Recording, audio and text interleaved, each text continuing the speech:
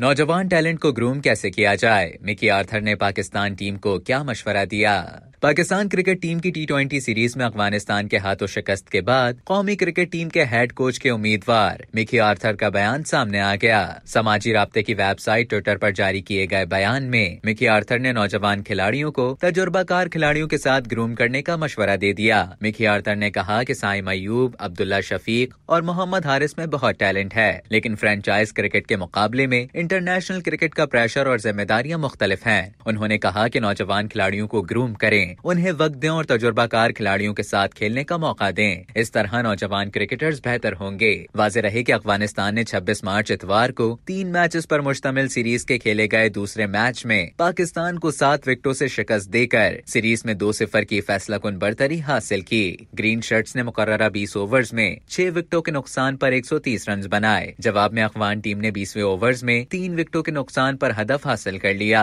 याद रहे कि अफगानिस्तान ने पाकिस्तान के खिलाफ पहली मर्तबा इंटरनेशनल सीरीज में फतह हासिल की है। अब तक के लिए इतना ही। मजीद खबरों और न्यूज अपडेट्स के लिए डेली जंग के YouTube चैनल को सब्सक्राइब करें और Facebook के पेज को लाइक करना ना भूलें।